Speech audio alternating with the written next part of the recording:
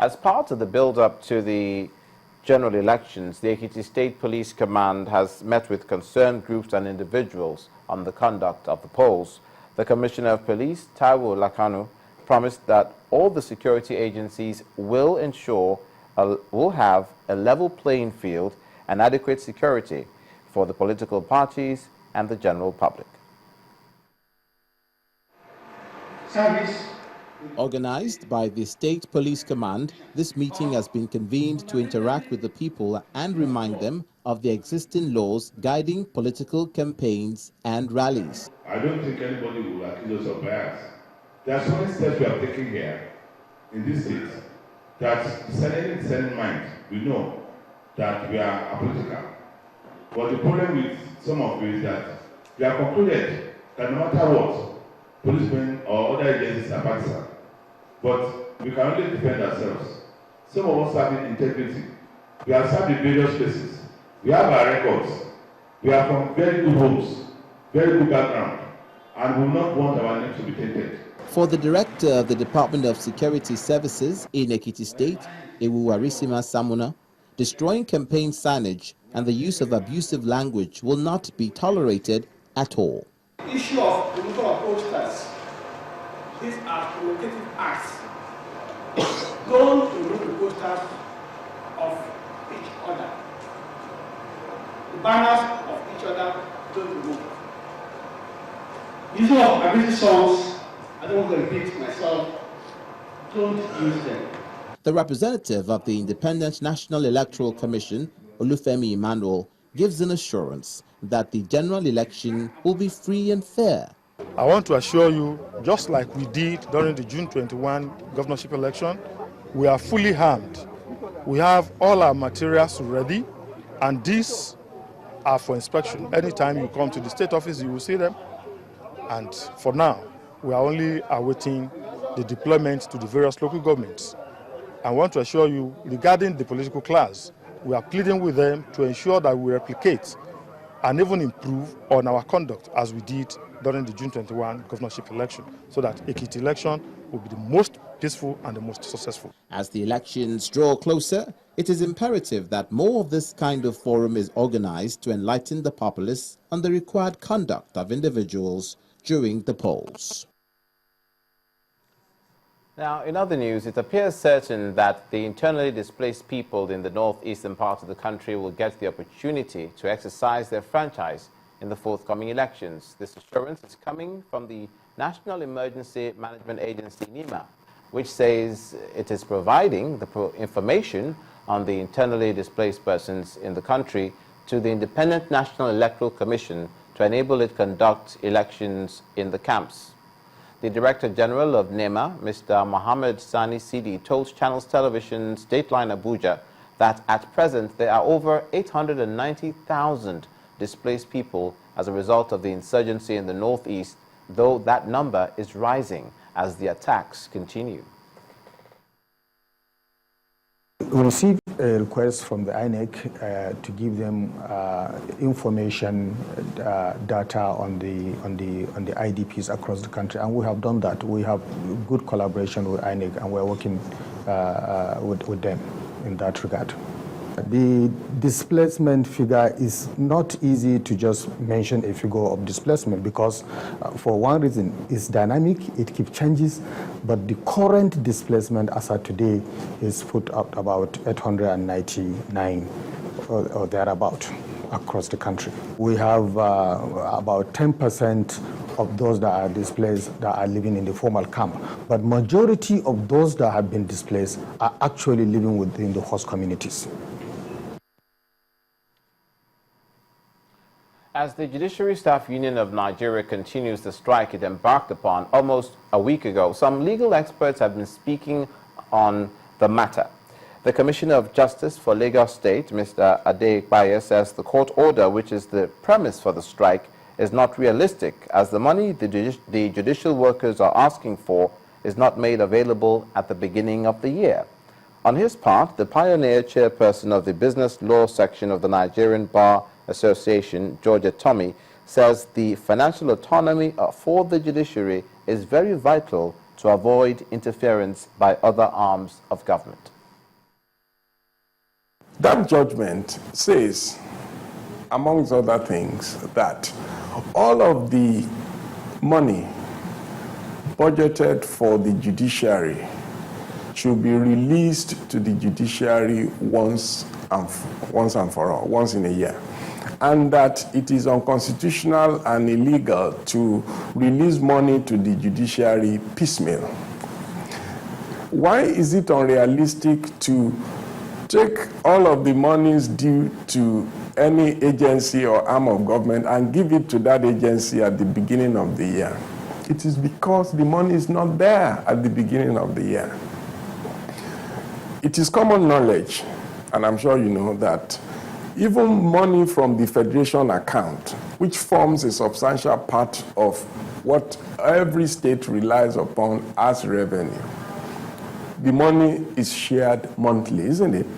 It is monthly allocation. We go to Abuja, the money is allocated, we bring back the state share, and that is what we use for all the arms of government and all the agencies of government.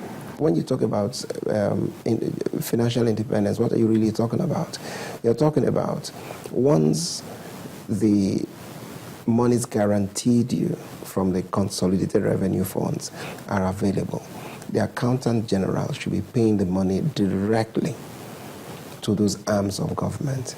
It should no longer be a function of the judiciary or any arm of government applying to the Federal Ministry of Finance, bring their budget, let them take a look at what is going on.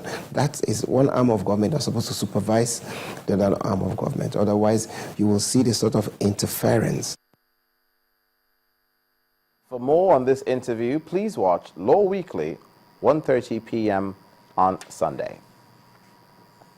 To the weather now, the Nigerian Meteorological Agency, NEMA, says it has observed a fresh episode of dust outbreaks over the country with horizontal visibility as low as 100 meters over Katsina, Sokoto, and Kano.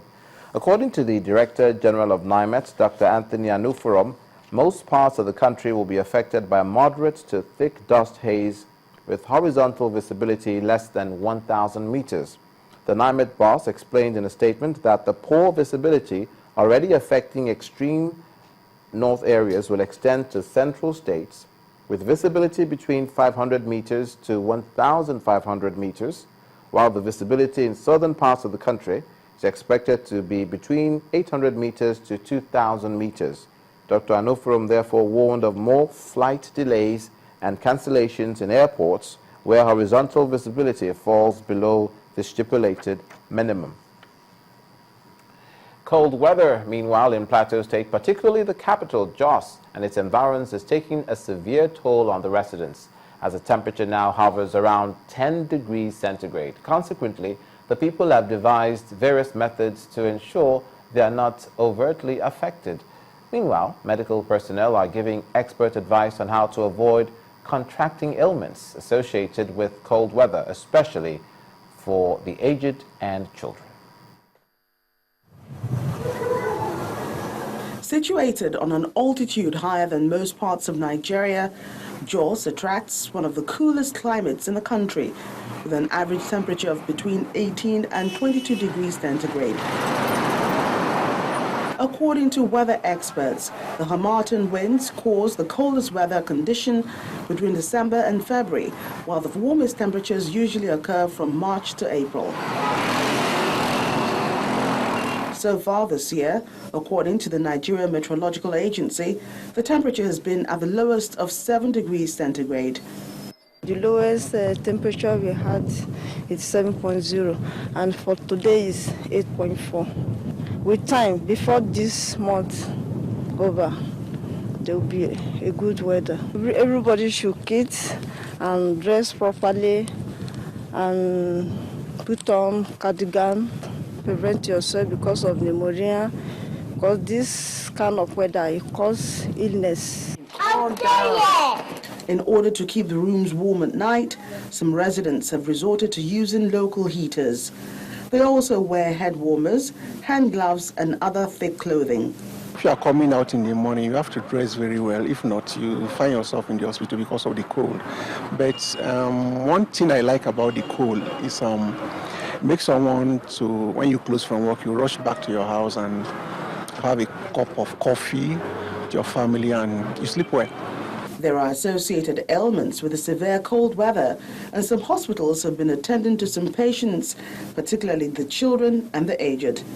This is in addition to giving lessons on precautionary measures to be taken to avoid contacting some of these diseases, as explained by an expert. There's what we call a respiratory tract problems that's associated with cold, which we call respiratory tract infections. The first one, the foremost of them all is we have the cardiovascular problem that's associated with extreme cold, respiratory problem associated with cold, and then the dermatological problem, the skin problem that's associated with cold. The one that is a medical emergency is hypothermia. What I mean by hypothermia is when the temperature of the body is below the normal range. We know the normal range is between 36.6 to 37.2. By the time it gets to the level of 33, hypothermia has set in. Jos has not experienced cold weather as severe as this in recent times, and heeding to these medical advice will go a long way towards protecting the residents from contracting associated ailments. In the year 2000, September, 189 countries, including Nigeria, adopted 8 Millennium Development Goals, consisting of targets to be reached by 2015. Since then, Nigeria has recorded some success, but has not met the targets. One of the areas in which the country is still lagging behind is the reduction of child mortality rates. Tonight, Focus on Health takes a look at how Nigeria has fared. Our correspondent Mary Alale Yusuf reports.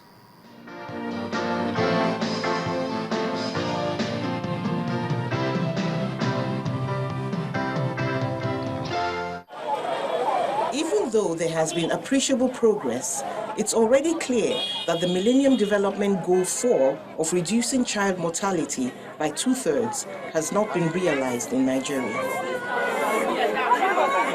Going by the 2013 preliminary report of the Nigeria Demographic Health Survey, the under-5 mortality rate stands at 128 per 1,000 live births, down from about 200 in 2003, but still a long way from the target of 64 deaths per 1,000 live births. For the next time, we have birth asphyxia, prematurity, congenital birth problems, basically, and some birth trauma. And then after the neonatal age group, that's from after 28 days of life to about 5 years, which is the statistics that has been used under 5 mortality. And you have diarrhea, respiratory tract infection, pneumonia, HIV/AIDS, and malnutrition is also major. You might be surprised what doctors say are the reasons that the problem has lingered until now. Unrest, whether political or religious unrest, wherever I want to target, the issue of and the northern Nigeria is also a major issue.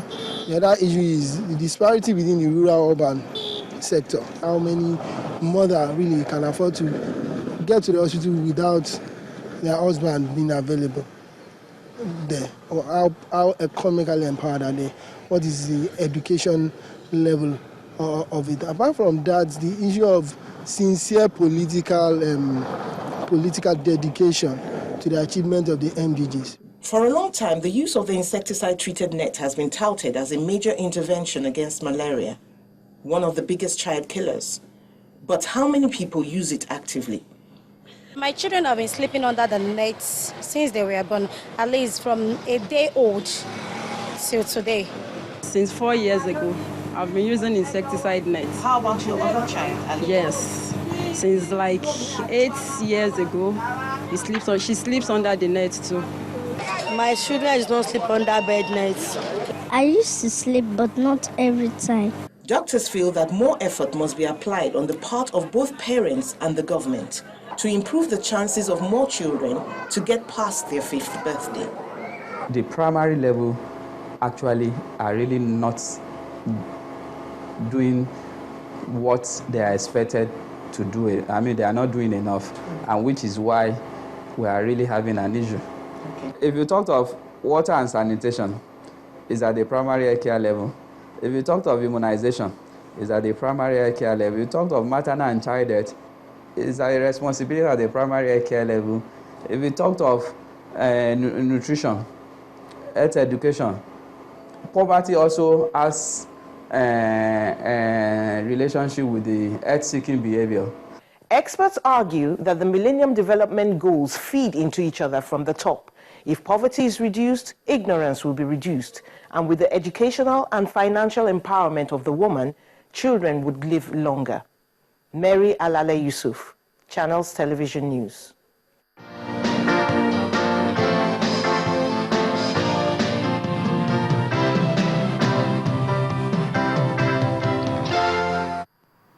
When the news at 10 returns, fund managers in the Nigeria capital market advocate patronage of the collective investment scheme.